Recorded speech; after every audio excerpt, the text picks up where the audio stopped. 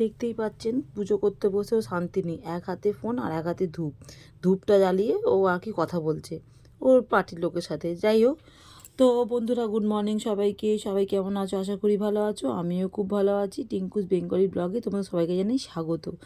আর আজ সকাল সকাল টিফিনটা বসিয়ে দিয়েছি। স্কুলে নিয়ে যাবে মেয়ে চাউমিন। আর স্কুলে যখন চাউমিন ঠামিন দিই আমি নিরামিষই দিই, কারণ অতক্ষণ থাকবে যদি টিম দিই না এটা আঁশটে গন্ধ ছাড়ে, ও খেতে চায় না। যার জন্য নিরামিষটা দিলেও সুন্দর করে খেয়েও না, কোনো ভালোও লাগে ওর। তো চলো নিরামিষ চাউমিন করে নিয়েছি, এখানে করে নিচ্ছি। আর এই দেখতে পাচ্ছেন সামান্য সবে টিফিনের জন্য রান্নাঘর ঢুকেছি, তাই রান্নাঘরটার অবস্থা কী করে ফেলেছি মানে কি বলবো। আর এখানে একটুখানি আমাদের ভাজার জন্য একটুখানি সব কিছু একটু ভাজবো, তার জন্য একটু কেটে নিলাম। একটু কেটে নিয়েছি, ওর থেকে একটুখানি একটু বেশি করে দিয়েছি চাউমিন, আর একটুখানি আমাদের জন্য রেখে দিয়েছি। এই যে মেয়ের টিফিন গুছিয়ে দিয়েছি, নিরামিষ চাউমিন নিয়ে যাবে।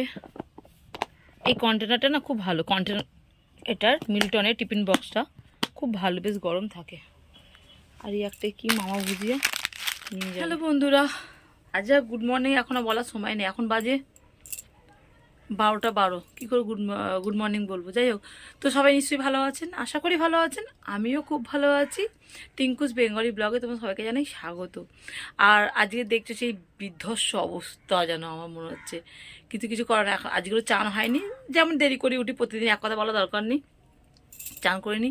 আজ যদি বৃহস্পতিবার, বাবু পুজো করেছে, বাবু আজ ভালো করে পুজো করেছে, ভালোই করেছে, দেখুন সুন্দর করেছে। তো যাই হোক, বাবু পুজো করে বেরিয়ে গেছে, মেয়ে স্কুল চলে গেছে। আর সেদিন দেখতেই পেলেন যে মেয়ের স্কুলে কাজটা হয়নি, আজকে আবার যেতে হবে, যার জন্য আপনাদের সামনে সব কিছু ঠিকঠাকভাবে আসতে পারেনি, মানে সম্পূর্ণ রান্না বান্না দেখিয়ে আসতে পারেনি, যদিও রান্না বসিয়ে দিয়েছি। তো চলুন একটু দেখিয়ে এক ঝলক দেখিয়ে দিই। এখানে বসিয়ে দিয়েছি বিনস, গাজর, ফুলকপি ভাজা। অল্প অল্প ছিল বলে এটা একটা প্রথম পাতে খাবার জন্য বসিয়ে দিয়েছি।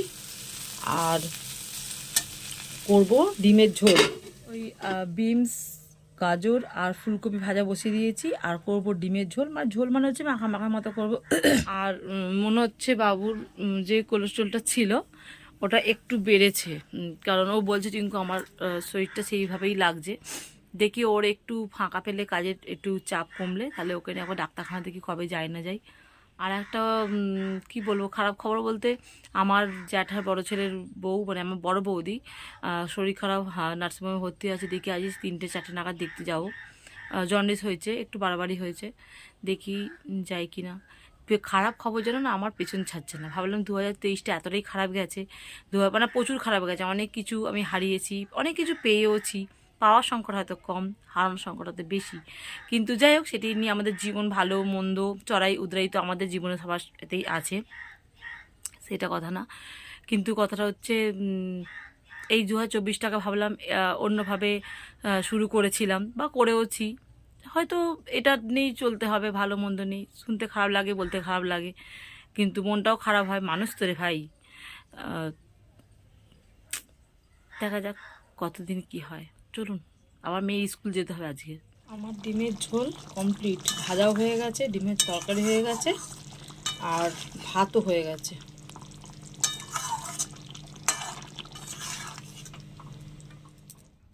এই হচ্ছে আমার ডিমের ঝোল, ঝাল না, ঝোলের ফাইনাল লুক। ড্রেস পরেছি, রেডিমেড ড্রেস পরেছি, এখন কিছু করিনি। যাবো মেয়ের স্কুলে। কালকে গেছিলাম, দেখতেই পেলেন যে কাজ হয়নি। আজকে আবার যাবো, যেতে বলেছে ম্যাডামরা, তো যার জন্য রেডি হয়ে নিয়েছি।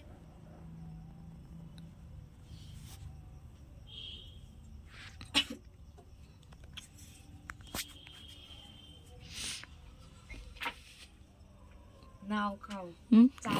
কত জন্মপর করলি সেটা বল।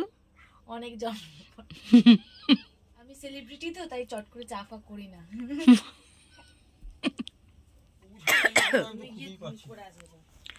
হ্যালো বন্ধুরা, গুড ইভিনিং সবাইকে।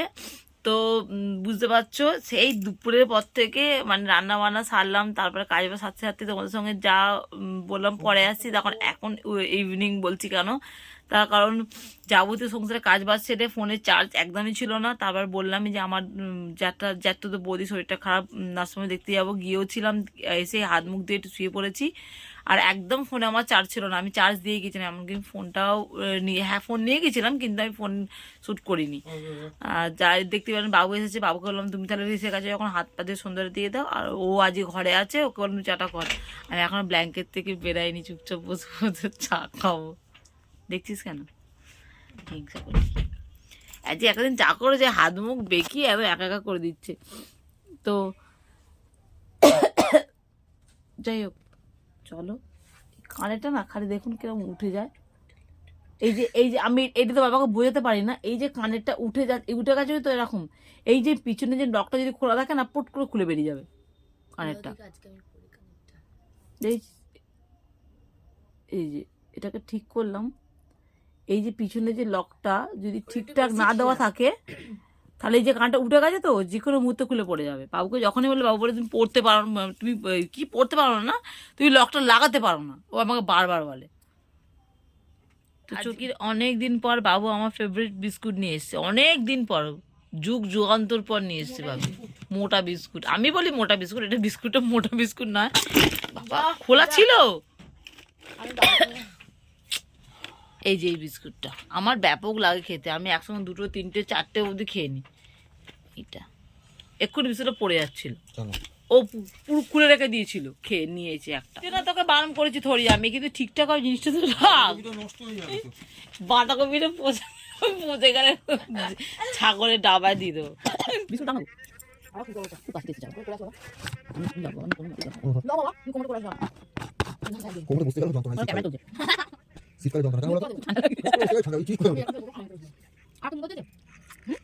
না সেই সর্বমানবকে যারা দেখে জ্বরে ভুগে বিছানা করে নেয় আর 3 দিন ধরে না খেতে অজ্ঞান অবস্থায় থাকে, ভিডিওটি ক্যাপ খেলে সেই 3 দিন অবধি বাঁচাতে যায়। ভিডিওটি যখন সাপের দরজাটা বার হয় তারা চোখ খোলে। সেই সর্বমানবকে দেখার জন্য বাঁচার জন্য সব প্রচলিত দিনে গ্রামে বিজ্ঞপ্তি দেয়, ওই সর্বমানুষটাকে পেছন থেকে চাকু মেরে মেরে ফেলা হোক, আপনারা ভয় পাচ্ছেন কেন? তো এখানে আমি আর বাবু দুজনে 2 কাপ চা নিয়ে বসে পড়েছি, আর 2খানা বিস্কুট খেয়েছি। হ্যাঁ বেশি কিন্তু খাইনি, বাবু গজজ করছে বেশি খেয়েও না, পেট ভারী করবে। তো বন্ধুরা সন্ধ্যের পর থেকে আমি আর আসিনি, তার কারণ হচ্ছে মা এসেছিল, একটুখানি মায়ের সঙ্গে বকবক করছিলাম, আর আমি ভুলে গিয়েছিলাম ক্যামেরাটা অন করতে, অন্ধকার হচ্ছে। এই না কুর্তিটা কেচেছি, একটুখানি ভিজে ভিজে মিলে দিচ্ছি, তাই জন্য মুখের সামনে পড়তে, যাই হোক। আর তারপর মা চলে যাওয়ার পর বাবু যে ঘর থেকে বেরায়নি, খেলামেলা কাজ ছিল না বলে দুজনে 3জনে, যে মেয়েরও পড়া ছিল না, 3জনে মিলে বসে বসে একটা মুভি দেখছিলাম। আর সত্যি কথা ভুলেই গেছিলাম ক্যামেরাটা অন করতে। এখন ওরা খেতে বসছে, এখন বাজে 11টা 8। ওরা ভাত খেতে বসছে, কারণ বাবু ভাত খায়নি, যে সারাদিন ছিল না, আসি না, আমার মেয়েও ভাত খায়নি। আর আমি খাচ্ছি, ভাত খাবো না, আমি খাচ্ছি ওই যে ভাজা করেছিলাম, ভাজাটা দিয়ে মুড়ি, কারণ কাশি হচ্ছে। আর আমার রাত্রির ভাত ভালোও লাগে না খুব একটা এখন, আগে ভালো লাগতো, এখন আর খাই না। শুয়েছিলাম, শুয়ে এগুলো করলাম। আর এই যে ভাজাটা দিয়ে অল্প একটুখানি মুড়ি খাবো না। তো না আমি তোমার দুপুরে না খেলে ভাতটা তো বাড়বেই, থাকবেই ভাই। ভাই ভাই বললাম তোমার খাই আমরা, তুইও ভাত খাসনি, বাপিও ভাত খায়নি, ও তো আমাকে বলে গেলো ভাত খেতে আসবো, আর আমি একা কত ভাত খাবো? আমি তো একবেলারই চাল নিয়েছিলাম। ভাত আছে বলে বাবু গজেজ করছে, হ্যাঁ কত ভাত নিচ্ছে। ওরা যদি না আসে, আমাকে তো বলে গেছিল আমি ভাত খাবো, তারপরে এখন ওরা দুজনেই, বাবু বলেছিল যে ভাত খাবো, তারপরে আসেনি খেতে। আর আমার মেয়ে তো স্কুল দুপুরবেলা স্কুল থেকে এসে কোনো সময় খায়, কখনো খায় না, তো দুজনেই থেকে গেছে। তা আমার দোষটা কোথায়? ও বলছে কতটা চাল নিয়েছো মানে থাকা তো 3জন তো মানুষ খাবে, সেই হিসেবে চালটা মানুষ নেবে। ওরা ভুল করবে আর সেই দোষ পড়বে আমার ঘাড়ে, মানে ভাবুন। যাই হোক বন্ধুরা, তো চলুন, যাই হোক রাগারাগি ঝগড়া শুরু হয়ে গেছে ভাত নিয়ে। তো যাই হোক আপনারা কি বলবো, তো আজ আমাদের ভিডিও এখানে শেষ করছি। দেখা হবে নতুন কোনো ভিডিওর সাথে, ততক্ষণ সবাই খুব ভালো থাকবেন, সুস্থ থাকবেন, এবং সর্বক্ষণ নিজেদের খেয়াল রাখবেন। আর আমার ভিডিও ভালো কিছু লেগে থাকলে প্লিজ লাইক কমেন্ট শেয়ার করবেন, আর সাবস্ক্রাইব করে আমার পাশে থাকবেন। আর যেখানে দেখছেন, কেউ যদি ফেসবুক থেকে দেখে থাকেন, তাহলে পেজটাকে ফলো করে দেন। ভুলে গেছি, মাথাটা ওইদিকে, ওরা দুজনে বাপ বেটি কিছু কথা বলছে, আমার ভাত নেই, না আমি খাওয়া না ডিম। আর কেউ ইউটিউব থেকে দেখে থাকলে সাবস্ক্রাইব করে দেবেন। তো চলুন tata, bye and good night.